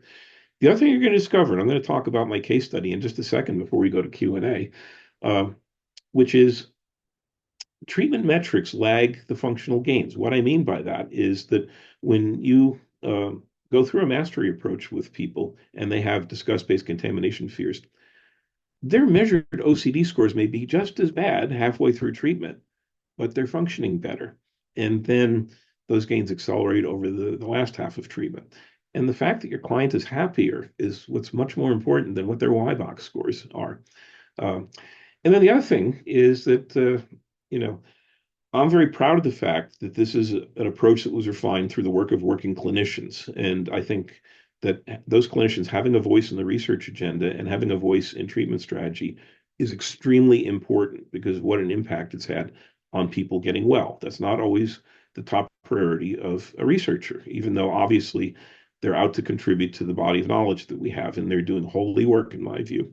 Um, but this is a clinician-driven approach, and it came from lived experience and clinical experience among a lot of people now at this point.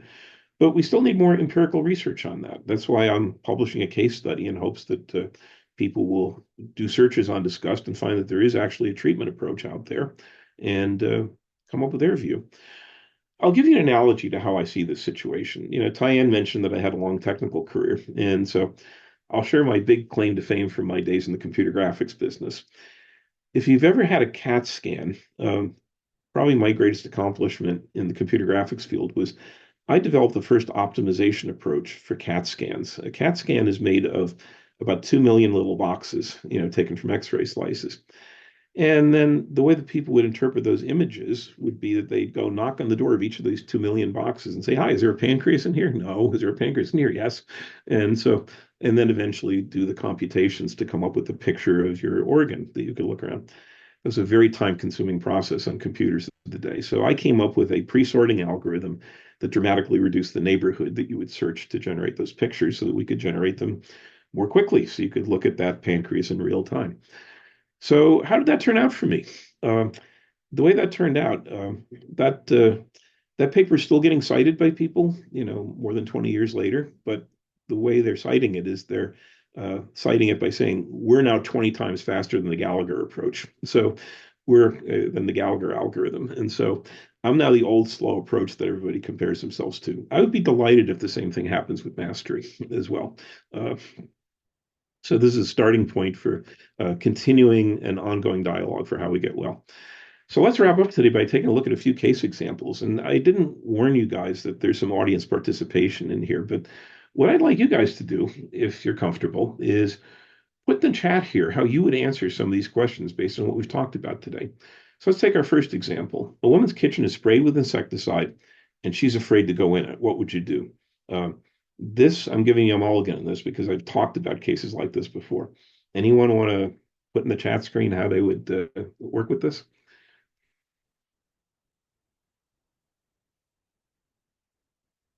Looks like I've stunned all 219 of these people into silence.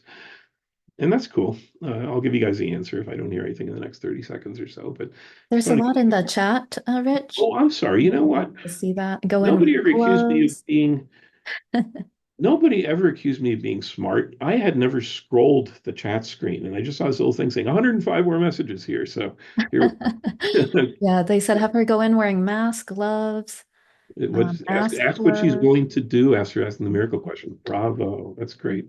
And see what would make her comfortable going to the kitchen. Um, you guys are all have a cleaning lady clean the kitchen. That is a good answer, but I'd be a little cautious about that. I'd make sure that that's not moving somebody towards avoidance. Um, the I'll word this very carefully. If having the kitchen cleaned will make it more comfortable for her to go in the kitchen, then by all means do it. A watershed in my own recovery was doing sort of a low rent remodel of my contaminated kitchen by resurfacing our countertops. That made me much more comfortable. So I like that. But I really love these approaches of using gloves, face masks, and seeing what she's open to do, opening the windows and the doors. All of these have a common denominator, which is you're making it comfortable for her. Let her make choices to feel safe to get in. Bravo. Every one of you with these answers, what you're doing is you're making it possible for her to be in that kitchen every night making delicious food and feel comfortable when she's doing it. And if she does that, I guarantee you that a month later, the kitchen won't seem as scary. Uh, it might be possible for the cleaning person to come in and have that kitchen feel clean enough that now she can fully use it without the safety behaviors. She is now learning to function better, reducing her shame, and having all the time in the world to gradually pull back on those safety behaviors as her triggers soften. So bravo.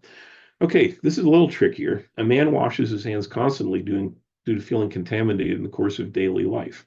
Uh, I'd love to see what all 216 of you folks might try here.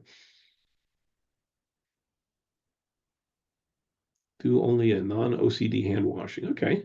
Wear gloves at times. How you mind clean. Find out what his goal is. I like these answers. Try washing without soap. Can you wash them for less time? Bravo. Switch to hand sanitizer. What ideas does he have? Love this. You guys are like right on this. Use hand sanitizer instead of hand washing. After the miracle question, see how to proceed from his answer. That gets a gold star. So let me just jump in and talk about this for a minute. Under a traditional ERP model, the goal of somebody who's washing their hands constantly because they feel contaminated is to get used to feeling contaminated.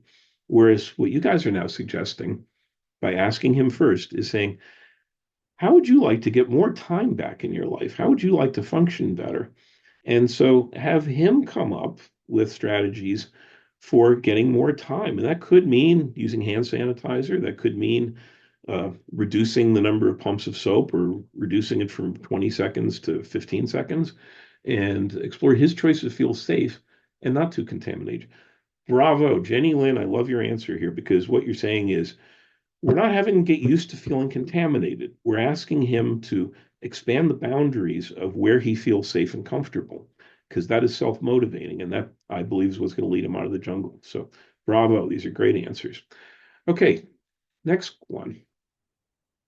Parent avoids they're making their son's favorite peanut butter and jelly sandwiches for fear of getting something sticky on their hands. And I've got a great story from Chris Tronson of the IOCDF after you guys answer this one.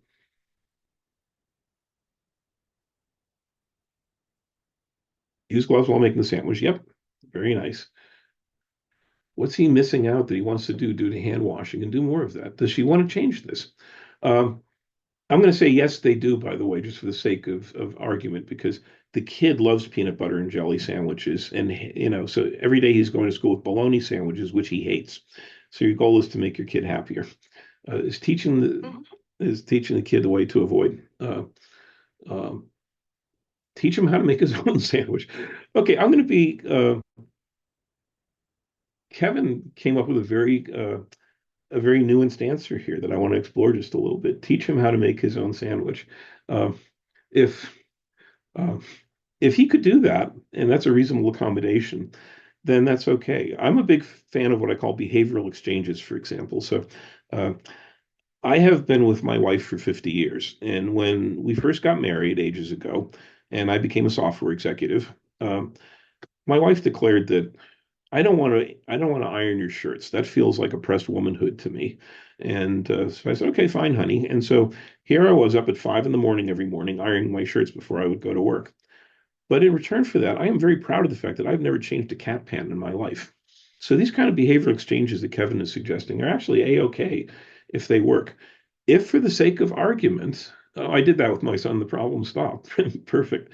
Uh, but if for the sake of argument, the kid is too young to make his own sandwiches, he can't reach the counter, for example, and or really doesn't want to, and you're still trying to make your kid happy, then I love um, uh, these other accommodations are good too. Teach mom how to deal with the occasional errant bit of jelly what happens. I want to tell you a great story about this from Chris Tronson. One of his big triggers was eating pizza because his friends love to go out for pizza, and he was really had a phobic reaction to having his hands feel greasy um, when he would pick up a piece of pizza. So, because he missed being with his friends and because he'd been avoiding going out with them for a long time, what he decided to do was he'd go out for pizza, explain that he had OCD, and then would use a knife and fork to eat the pizza. Everyone was fine with it, and he was comfortable with that. Now, that graduated to where instead of using a knife and fork, he started using his hands, not bravely, comfortably, because now he was going out and eating pizza regularly, and it didn't seem as scary anymore. Important point here. So what he did is he would eat pizza with his hands with a big stack of napkins next to him, and he'd wipe his hands off every time he'd handle the pizza. It had eventually progressed to the point where he would just eat the pizza and then wash his hands once, like most people, after he was done. And uh, and his recovery's continued since then. He mentioned that he was at an OCD conference recently, and he was in a cafeteria line. He'd handled something greasy, and now he had to reach into his hand with this brand new wallet and pay for it. So he squirted a little bit of hand sanitizer in his hands, wiped it off, and took his wallet out, and life went on. And so this is buy squirty jam and peanut butter instead of in a jar. That's great. Okay, so now I'm going to bring up the last one. And this is really important because this is a case that you can't fix by just wearing a glove. Let's say you've got a sexual abuse survivor and they're disgusted by physical contact with other people. They do not want people to touch them, but they feel really socially isolated. They don't want to not have a partner. They don't want to have, they miss having fellowship and intimacy, but they're just really triggered by all the expectations of dating. And so they've been, closeted off by themselves. What would be a master? Online interacting and dating. Nice job, Kathy Jones. Online friendships first. Bravo. Take steps that feel comfortable. Would they enjoy a massage? Absolutely. So could you find some way to make physical contact pleasurable? And I love Melissa's answer here. Ask what feels safe socially. High fives. The I want to reflect on Melissa McClure's answer here because I think this is really important also. Eventually, one step in the process, and this is something you would do collaboratively with your client based on their goals and what they want to do and what they miss and what would benefit them the most. And so going from online friendships and online relationships might graduate to going on platonic dates with people and learning to set reasonable boundaries with people, learning to be assertive and say, look, listen carefully. I don't like being touched. I'm a sexual abuse survivor. Or if they don't want to disclose that, come up with a protocol for how they keep themselves safe in these limited situations. Safe dates like having coffee first, right? Have a daytime date where you meet somebody for a half hour for coffee to get to know them. There's even a website thing called It's Just Coffee, which is devoted to that, and get them to uh, uh, change that. So now, if I go to the next slide, I want to leave some time for QA for everybody here, but I want to talk about a case study that's currently in final review with a major journal.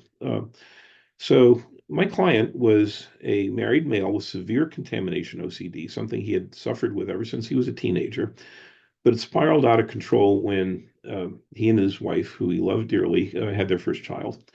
So he was washing his hands over 100 times a day. And family accommodation was the key reason for therapy. His wife actually dragged him into therapy. He was referred to me by his wife's prescriber, and the husband really didn't know what to do. Would love to help, but he felt really stuck because he had tried a trial of ERP and it hadn't helped him at all. In fact, it made things worse for him. So the first thing that we did in treatment was to focus increasing time with the child and reducing family accommodation. So what we agreed upon was, you see this picture of this guy sitting on the floor with his daughter. This is exactly what I had my client do. Is he'd come home from work, and up until this point, he'd been avoiding the daughter because the daughter wasn't just a daughter; she was free exposure therapy because she's crawling on the floor like a typical youngin. And so he would avoid everybody and have everybody not touch this and not touch that. So what he did instead was we agreed that he would be comfortable coming home from work, playing on the floor with his kid, and having a good time with her and starting to bond with her, and then showering and changes his clothes afterwards, and then keeping himself safe after the daughter was in bed. And so he gradually expanded sort of the dirty zone in his house uh, and started to spend more time with the family and reduce the amount of accommodations that he was asking for because he had a way of keeping himself safe by showering, changing his clothes, and having safe places that he could retreat to in his house. And so, and then what they started doing was they started doing a lot more activities together. So that stroller story that Tyann was talking about here, that's what really happened with this person was took his family to the local county fair, for example, and took the baby in a stroller. And the stroller, a strap on the stroller came loose and was dragging along the ground, through yuck on the ground and cigarette butts and all sorts of things that were triggering for him. And, you know, he still just had a good time at the fair, saying, all right, I can clean this up later. I don't have to be clean right this minute. I'll take care of it when I get home. So he did exactly that. So here's what's most important if you're an ERP therapist who tries a mastery approach. So we only spent 7 sessions together for the sake of costs. What we did is we met every other week at first for a month, and then every month to check in. So midway through treatment, I did an assessment of his OCD scores. I'm talking about Y-BOX, the Yale Brown Obsessive Compulsive Scale that I used. His Y-BOX midway through treatment had barely changed. He was still washing his hands 100 times a day, but he and the family were tons happier. I actually, uh, heard back through the grapevine that, you know, the spouse was ravingly happy with how things had changed in the household. The life was much more harmonious. Everybody was much happier. Listen carefully, even though the OCD scores hadn't changed. So we checked in once a month, and so now that he was happier and now that he was functioning better, and he made it very clear that losing the shame of these symptoms was a big factor in his recovery. Eventually, he reached a point where his accommodations dropped off a cliff. And so by the time we wrapped up treatment after 5 months and 7 sessions, his OCD score had gone from severe to subclinical. And it was a dramatic drop in that second half of treatment as he became more comfortable and started pushing his own boundaries. And it was a 15 or 56% reduction in his Y-BOX scores, which is amazing. Um, okay, so I just want to take a look at Christina's question here. They I have a client who's attempting to control her family's behavior. They're very upset and tell her hurtful things like she is ridiculous because they usually comply, but they usually comply because she yells. How can mastery when I get to Q&A, I want to hit that question because family accommodation and family therapy techniques for this are really important. And so I'm just going to wrap up my presentation. I want to get to that and the question before it, and anything else you guys want to throw at me. So I just want to sum things up by saying the benefits of the mastery approach is that first and foremost, it makes recovery possible even when things don't habituate or even when you're not ready to do traditional ERP or it's not working for you. It was my way out of the jungle, and I was pleasantly surprised to discover that for many other people, I literally hear every week from people who are saying, now I finally see a way to get well, and they finally feel heard with what wasn't working for them. It's surprisingly motivating because there's no shaming involved in this. It's not Dr. Wonderful telling people what to do. It's a highly client-driven process, and you will be amazed. You'll be amazed to see how much intrinsic treatment motivation people have when you get them started on an approach like this. Like I mentioned before, it gives you all the goodies up front in terms of learning to function better. And then you can then work on gradually pulling back on the safety behaviors now that they have a way to let those triggers comfortably soften over time. Um, it also shines a light on effective practice strategies. Think about this for a minute. When you are using a traditional ERP model, there's only one axis that you're moving along, which is how much yuck are you getting used to. And if your goal is to practice functioning better, now you've got all sorts of paths. You can do gradual exposure if that works. If that doesn't work, you can use judicious safety behaviors. You can use reasonable accommodations. You can make the kid make the peanut butter sandwich and you start doing other things for the family. There are all sorts of paths out of the jungle that suddenly open themselves up when you're focusing on a mastery approach. And finally, for those of you who love strong exposures, this is a good way to bridge to those strong exposures because this is a path where people can feel ready and eager for them, as I have in my own experience as well. So finally, one more slide I want to bring up, which is my shameless plug. The two shameless plugs, actually, by the way. Tyann was so gracious in hosting me for the seminar, but as most of you know, she, of course, offers lots of training and lots of paid training. If you are a fan of the Team CBT approach, as I am, as Tyann mentioned, I'm also a Team CBT therapist. Her training is phenomenal, and she's been so generous of spirit with these free webinars, but don't overlook her paid offerings. And finally, I want to wrap up my part of the presentation by giving you guys the opportunity to make me 77 cents richer, which is for today and tomorrow, if you go to Amazon.com, you can get the Kindle edition of the Contamination OCD workbook for 99 cents as opposed to its usual $10. And this book, it's 200 pages long, takes a very deep dive into the mechanics of treatment planning and treatment execution. And so if you like what you heard today, make me 77 cents richer and go get yourself a copy of this for on practically on me for 99 cents. Okay, and with that, I want to move to Q&A. I see some really good questions in here. I do want to hit that question about the family accommodations that Christina brought up here. Uh, so if you look at any book on OCD treatment from 20 years ago and you get to the chapter on family accommodation, it will say, don't give in to people's compulsions. And at the 2015 OCD conference, the giants of family accommodation, Alec Pollard, Barbara Van Oppen, and others got up and collectively said, that was a really bad idea. You can't just rip the Band-Aid off. It's like asking somebody with a broken leg to just throw away their crutches. And so it's a collaborative process. And it starts with communication. I'm not trying to channel my inner Dr. Phil here and say, oh, you got to talk to each other here. Here's what I mean by this specifically. Um, the family's job, as much as possible, is going to be to create a shame-free environment where you start off by acknowledging how hard this is for the client and how hard this is, and then negotiate, co-create boundaries from week to week, ideally with the guidance of a therapist, um, and make it safe for this person to take next steps. So I'll tell you some of the techniques that I use in navigating the family accommodation. One is what I call throwing out your numbers, which is uh, when a sufferer wants an accommodation from the family, uh, my instruction is for them to rate on a scale of 0 to 10, no anxiety to intolerable anxiety, how important this is for them. And uh, and I have then the family member or the family rate from a scale of 0 to 10 how much of an inconvenience this is for them. 0, it's not a big deal. At 10, it turns their life upside down. So my approach is if the score is greater than a 7 for the sufferer, do what the sufferer wants. If the score is less than 3 for the sufferer should suck it up and accommodate that, and vice versa with the family. If the scores are in between 3 and 7, or if they're tied, then you negotiate. But I ideally you're looking uh, ideally you're looking at a collaborative process. It's also really important to co-create goals from week to week and have the sufferer have as much of a voice as possible in this. Intrinsic motivation is very much driven by a sense of control. One other technique I use is what I call a get out of jail free card.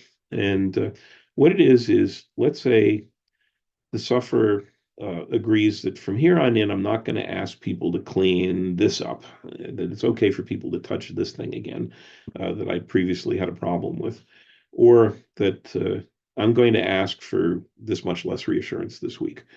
Um, if the sufferer and the family agree to that, I give the client a get out of jail free card, which says, okay, if you're having a bad day, one day this week you can take out your get out of jail free card and go compulse away. And you don't have to honor those boundaries for one night.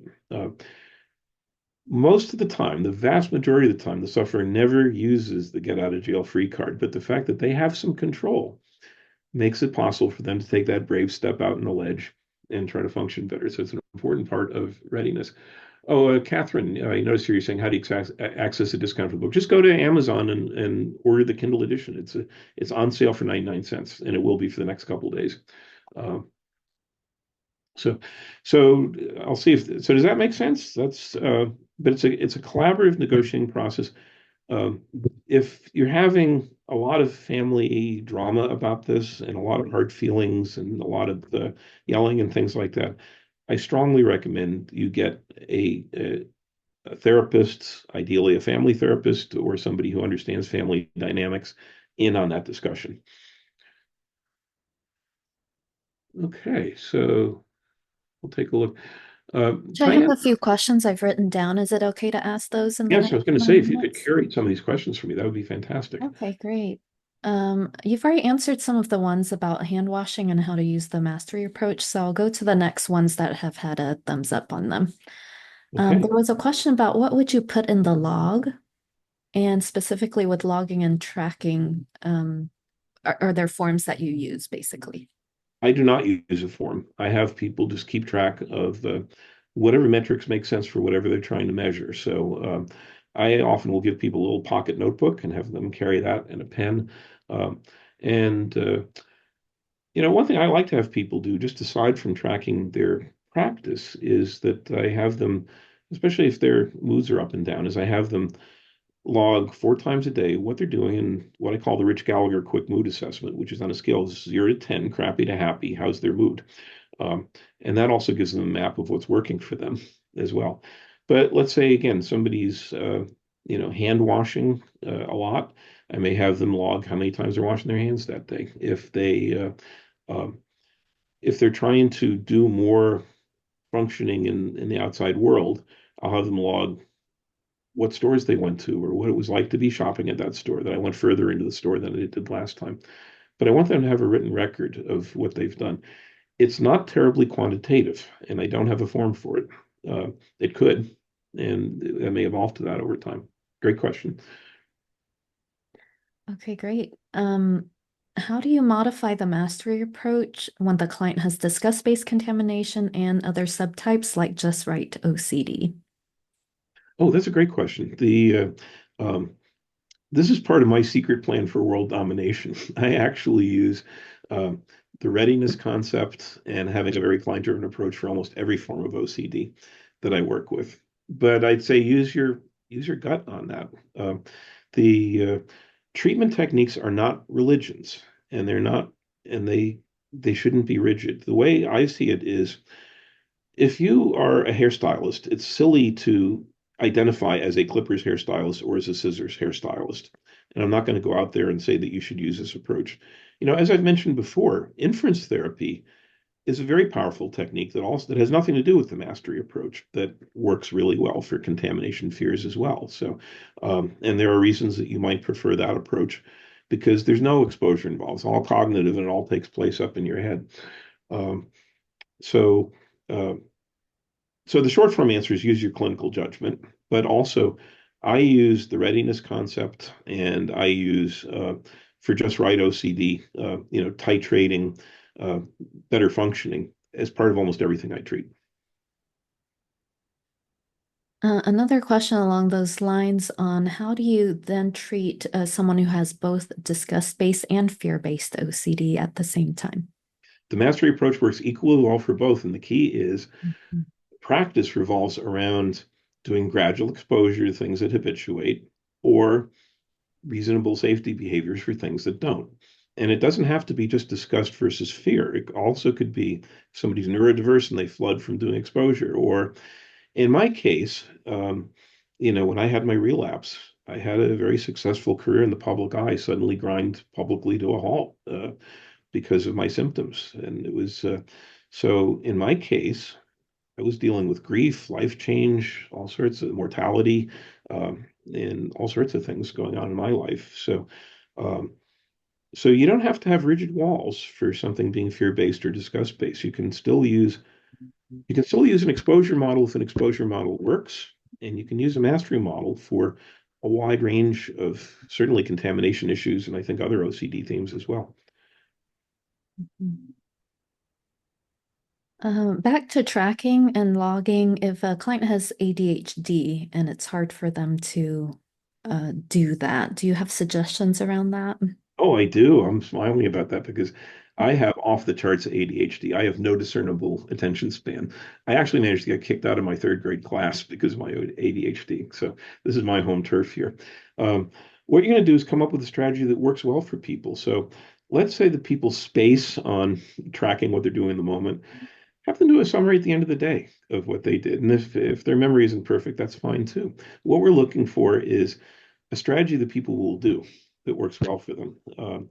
So, and in my case, for example, I use to-do lists. If I see something on the list, then it will happen. If it's not on the list, it probably won't happen. Same with my calendar. If something's not in my calendar, I'm probably not going to be there. And once in a great while, something's isn't there that should have been, and that messes up. So you adapt the strategy to the matrix of how the client works. Makes sense. In terms of readiness, what if a client rates almost everything at 80 to 90 to 100 on their anxiety? Where would you go then? In a case like that, if that is something the client feels very strongly about, then the mastery approach may not be the right approach for them. And you may want to switch to something like inference-based therapy, which is a purely cognitive approach, which doesn't require them experimenting with doing things. Instead, boils down the logical process behind how they're coming up with these thoughts. So uh, I like to meet clients where they're at, and I'm trained in inference therapy as well. And the first club out of my bag is I'd explore their motivation. I once had a client, for example, where I did my usual anxiety screening, David Burns's Burns Anxiety Inventory short form that I use all the time. They rated everything a five, and they came back and said, "You need to be in the hospital if you rated this." Oh no, I'm just dramatic. Sorry, I won't do that again. So you can gently challenge them as to whether that's how they really feel. But if that's how they really feel, use another approach. Mhm.